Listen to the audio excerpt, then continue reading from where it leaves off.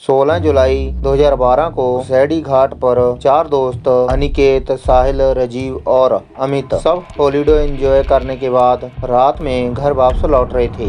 अमित बोला, अरे यार कब ये रास्ता खत्म होगा? 2 घंटे से इसी रास्ते पर भटक रहे हैं, बैठे बैठे कमर में मोच आ चुकी है। तभी राजीव बोला, हाँ यार साहिल, तुझे इस रास्ते के बारे में पता भी है या ऐसे ही गाड़ी को भगाया जा रहा है? साहिल, पता नहीं यार, दिन में ये रास्ता जल्दी कट जाता है, ना जाने इस वक्त ऐसा क्यों लग रहा है। और पर कभी भी रात में सफर नहीं किया, दिन में 2 से 3 बार यहाँ से गुजरा हूँ। रात का एक्सपीरियंस तो मुझे भी नहीं है। वो आपस में बात ही कर रहे थे कि तभी उन्हें पीछे से एक ट्रक की तेज हॉर्न सुनाई देती है। वो गाड़ी लगातार इनकी गाड़ी को ओवरटेक करने की कोशिश कर रही थी। अमित बोला, ऐसा ड्राइवर है, पीकर गाड़ी चला रहा है क्या? इतने में उस ट्रक ने उनकी गाड़ी को एक तेज टक्कर दी और लगातार हॉर्न बजाता रहा। अनिकेत, साहिल साइड दे उसको, वरना ऐसा लगता है कि ये हमें मारने के इरादे से आया है। साहिल उस ट्रक को साइड दे देता है और वो गाड़ी सीधा आगे निकल जाती है।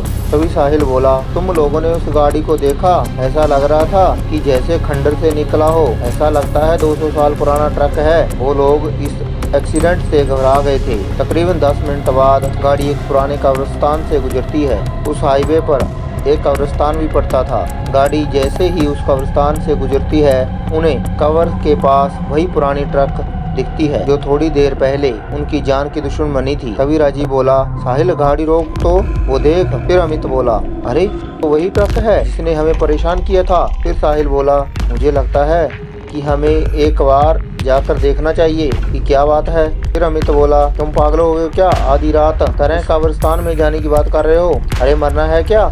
अमित उन्हें वहां जाने से रोकने की कोशिश करता है, लेकिन तभी उस ट्रक से एक आदमी उतरता दिखता है जिसने काले कपड़े पहने हुए थे और उसके सिर पर एक टोपी थी। वह लगभग 7 फीट लंबा था और गट्टा कट्टा था। यह देखकर ना जाने क्यों सबकी उत्सुकता और बढ़ गई और अमित के अलावा सभी उस आदमी के बारे में पता लगाने के लिए उत्सुक हो गए। सभी उस आदमी के पीछे जाते हैं। अमित को मजबूरन उन तीनों के साथ जाना पड़ता है। चारों जब उस ट्रक के दीवार के पास पहुंचते हैं तो उनका दिल बैठ जाता है। उन्होंने जो देखा उसे देखने के बाद उनके रोंगटे खड़े हो गए। उन्होंने देखा कि एक ट्रक ड्राइवर लाशों को खोदकर निकालता है और उन्हें बेरहमी से खाया जा रहा है। जिस्म के हर अंग को निकालकर गंदी तरह से खाया जा रहा है। अनिकेत बोला, भाई ये कौन सा राक्षस है? निकलो यहाँ से। घबराहट में सब वहाँ से एक साथ भागे, लेकिन अमित इतना डर गया था कि वह हिल ही नहीं पाया। कदमों की आवाज सुनकर उस शैतान को पता चल गया कि कोई उन पर नजर रख रहा है। वह जैसे ही पीछे पलटा,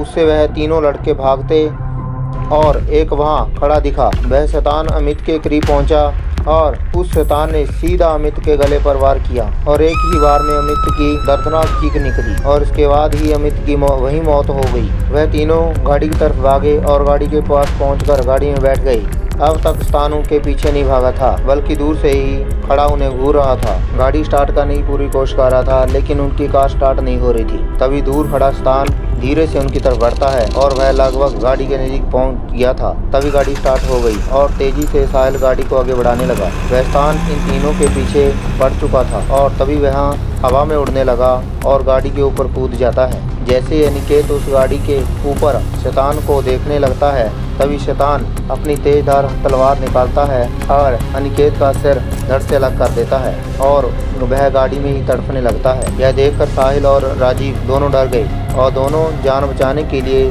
चलती गाड़ी से कूद गए। वे दोनों घास के मैदान में गिरे, जिससे उन्हें कम चोट आई। वे दोनों सांस दबाए घास में लेटे रहे, लेकिन उनके डर को उस शैतान ने महसूस कर लिया और फिर शैतान को राजीव एक कोने में दिखा। तभी वो शैतान अपने लंबे नाखून और तेजधार तलवार से राजीव पर वार किया, जिससे उसकी दर्दनाक चीख निकल गई और उसकी मौत हो गई। उस शैतान ने साहिल को नहीं देखा था। साहिल भी राजीव की मौत के वक्त वहाँ से निकल चुका था, जिसकी वजह से वो बच गया। और उस कसेड़ी घाट हाईवे पर जो भयानक हादसा उनके साथ घटा, उससे सभी को ये सीख लेनी चाहिए कि अंधेरी रातों में भूतिया रास्ते में से गुजरने का अंजाम कितना खौफनाक हो सकता है।